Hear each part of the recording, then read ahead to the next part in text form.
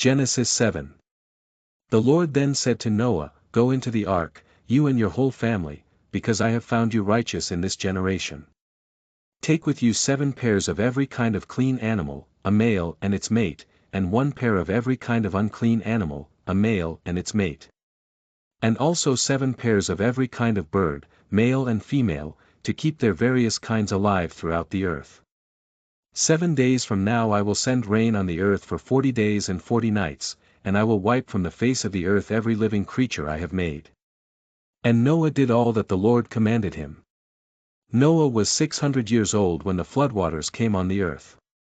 And Noah and his sons and his wife and his sons' wives entered the ark to escape the waters of the flood. Pairs of clean and unclean animals, of birds and of all creatures that move along the ground, male and female, came to Noah and entered the ark, as God had commanded Noah. And after the 7 days the floodwaters came on the earth. In the 600th year of Noah's life, on the 17th day of the 2nd month, on that day all the springs of the great deep burst forth, and the floodgates of the heavens were opened. And rain fell on the earth 40 days and 40 nights. On that very day Noah and his sons, Shem, Ham and Japheth, together with his wife and the wives of his 3 sons, entered the ark. They had with them every wild animal according to its kind, all livestock according to their kinds, every creature that moves along the ground according to its kind and every bird according to its kind, everything with wings. Pairs of all creatures that have the breath of life in them came to Noah and entered the ark. The animals going in were male and female of every living thing, as God had commanded Noah. Then the Lord shut him in. For 40 days the flood kept coming on the earth, and as the waters increased they lifted the ark high above the earth. The waters rose and increased greatly on the earth, and the ark floated on the surface of the water. They rose greatly on the earth, and all the high mountains under the entire heavens were covered. The waters rose and covered the mountains to a depth of more than 15 cubits.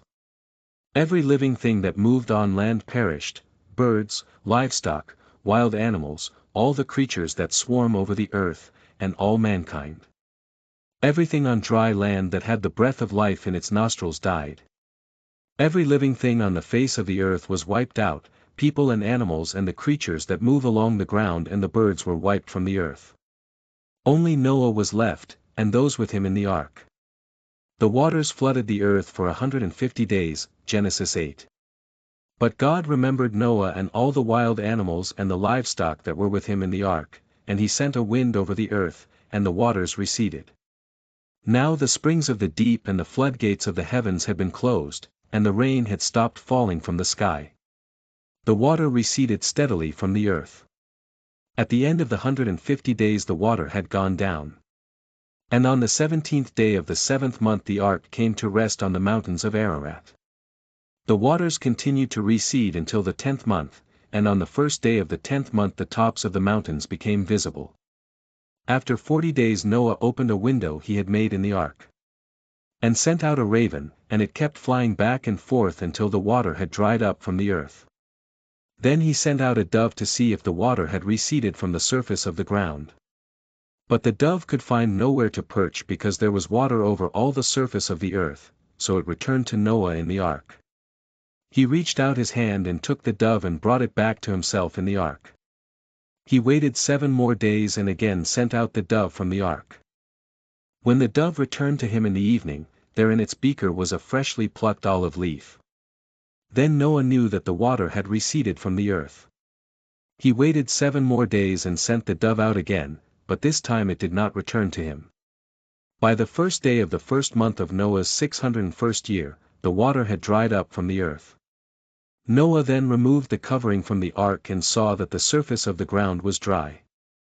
By the 27th day of the 2nd month the earth was completely dry. Then God said to Noah, Come out of the ark, you and your wife and your sons and their wives. Bring out every kind of living creature that is with you, the birds, the animals, and all the creatures that move along the ground, so they can multiply on the earth and be fruitful and increase in number on it. So Noah came out, together with his sons and his wife and his sons' wives. All the animals and all the creatures that move along the ground and all the birds, everything that moves on land, came out of the ark, one kind after another.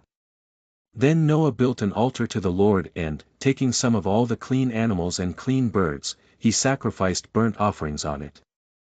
The Lord smelled the pleasing aroma and said in his heart, "Never again will I curse the ground because of humans, even though every inclination of the human heart is evil from childhood. And never again will I destroy all living creatures, as I have done. As long as the earth endures, seedtime and harvest, cold and heat, summer and winter, day and night will never cease." Genesis 9. Then God blessed Noah and his sons, saying to them, "Be fruitful and increase in number and fill the earth.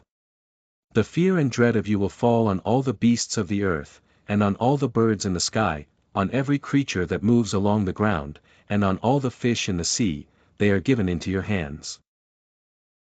Everything that lives and moves about will be food for you. Just as I gave you the green plants, I now give you everything. But you must not eat meat that has its lifeblood still in it. And for your lifeblood I will surely demand an accounting. I will demand an accounting from every animal. And from each human being, too, I will demand an accounting for the life of another human being.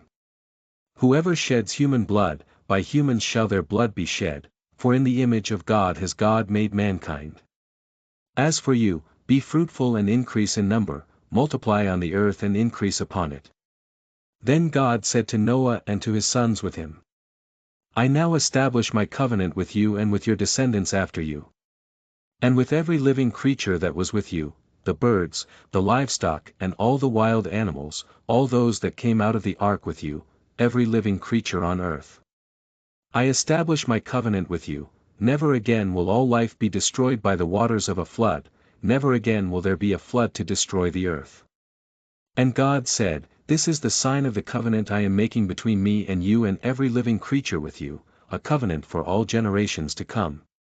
I have set my rainbow in the clouds, and it will be the sign of the covenant between me and the earth. Whenever I bring clouds over the earth and the rainbow appears in the clouds, I will remember my covenant between me and you and all living creatures of every kind. Never again will the waters become a flood to destroy all life. Whenever the rainbow appears in the clouds, I will see it and remember the everlasting covenant between God and all living creatures of every kind on the earth." So God said to Noah, "This is the sign of the covenant I have established between me and all life on the earth." The sons of Noah who came out of the ark were Shem, Ham and Japheth. Ham was the father of Canaan. These were the 3 sons of Noah, and from them came the people who were scattered over the whole earth. Noah, a man of the soil, proceeded to plant a vineyard. When he drank some of its wine, he became drunk and lay uncovered inside his tent. Ham, the father of Canaan, saw his father naked and told his 2 brothers outside. But Shem and Japheth took a garment and laid it across their shoulders, then they walked in backward and covered their father's naked body. Their faces were turned the other way so that they would not see their father naked. When Noah awoke from his wine and found out what his youngest son had done to him, he said, "Cursed be Canaan. The lowest of slaves will he be to his brothers."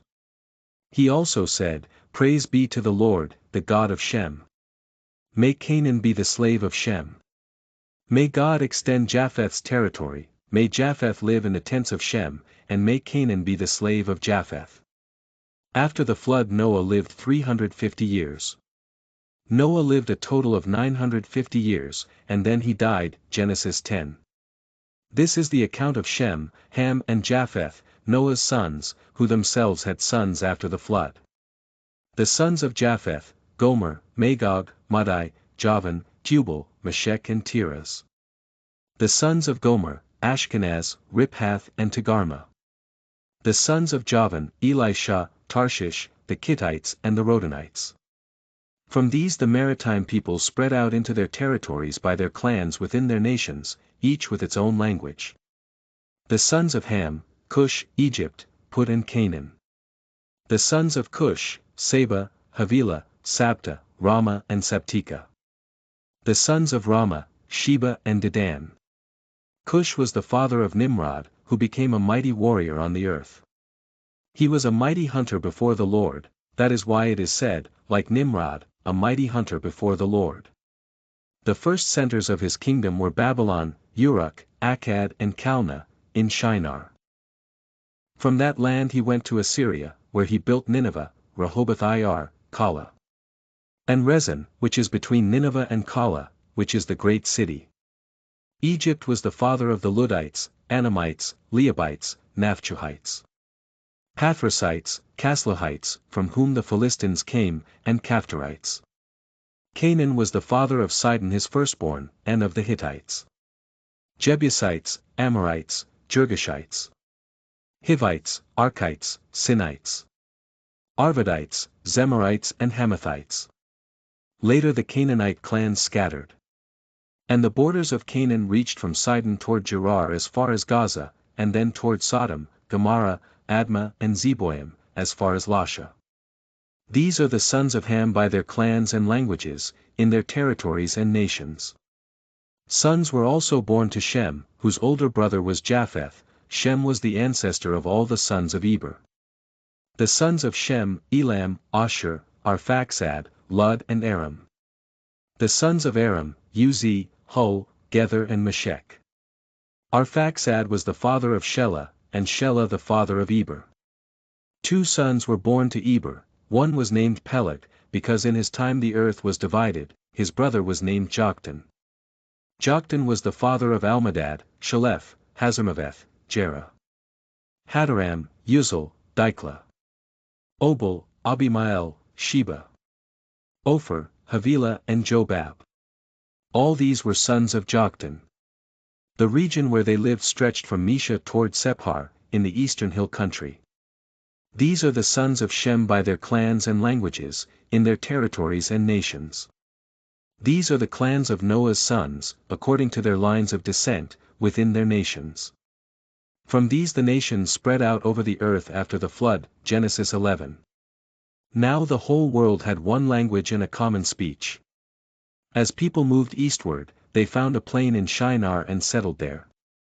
They said to each other, "Come, let's make bricks and bake them thoroughly." They used brick instead of stone, and tar for mortar.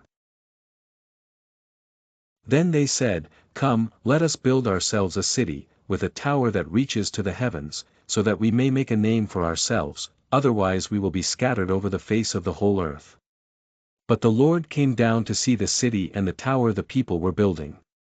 The Lord said, "If as one people speaking the same language they have begun to do this, then nothing they plan to do will be impossible for them.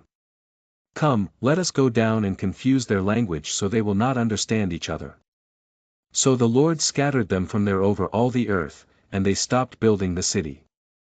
That is why it was called Babel, because there the Lord confused the language of the whole world. From there the Lord scattered them over the face of the whole earth. This is the account of Shem's family line. 2 years after the flood, when Shem was 100 years old, he became the father of Arphaxad. And after he became the father of Arphaxad, Shem lived 500 years and had other sons and daughters. When Arphaxad had lived 35 years, he became the father of Shelah. And after he became the father of Shelah, Arphaxad lived 403 years and had other sons and daughters. When Shelah had lived 30 years, he became the father of Eber. And after he became the father of Eber, Shelah lived 403 years and had other sons and daughters. When Eber had lived 34 years, he became the father of Peleg. And after he became the father of Peleg, Eber lived 430 years and had other sons and daughters.